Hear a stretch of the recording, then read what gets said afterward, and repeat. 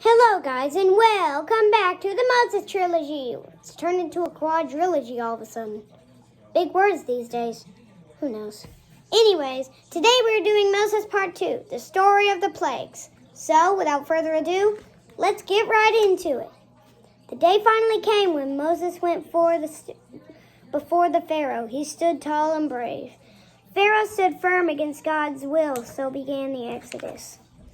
Pharaoh's heart became hard with wickedness, and he sought to punish the innocent. Things got worse for the Israelites. The Israelites pleaded with Pharaoh for the straw. The people blamed Moses for their troubles. He prayed for guidance. With the Lord's answer, the 10 plagues of Egypt began. Moses returned to Pharaoh. He threw his staff to the ground. The staff turned into a serpent. The next day, Moses told Pharaoh to come to the river Nile. Moses touched the water with his staff, and the water turned to blood. The next day, Moses came before the Pharaoh. Pharaoh looked out the window to find out all of Egypt was covered in frogs.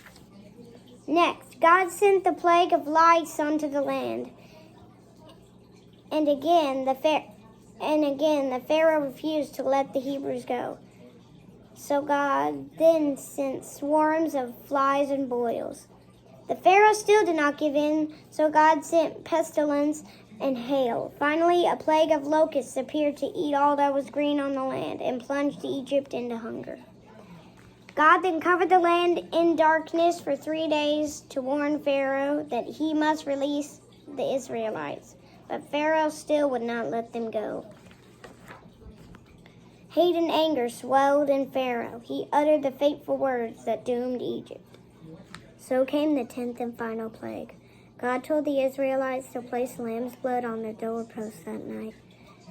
This would show the angel of death whom to spare. As the angel of death passed over each house that held the lamb's blood, that became known as the Passover. And thus the angel of death passed by the doors of all the Hebrews, while bringing a silent doom to the firstborn of all the Gentile families of Egypt. At midnight, the 10th and final plague was played out. Cries rang out over Egypt that would never be forgotten. Now, free from the yoke of bondage, the Israelites set out with Moses to the land that God had promised them. And that, my friends, is where Part 2 ends. The lesson we can learn from this is God is always working so that we can walk into complete freedom. There was a lot of tension and difficulty surrounding God's people when those plagues were going on. And you might feel like you're surrounded by difficulty today.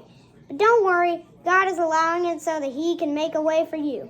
So I hope you guys enjoyed this video. Part 3 coming soon. And I'll see you next time. Good.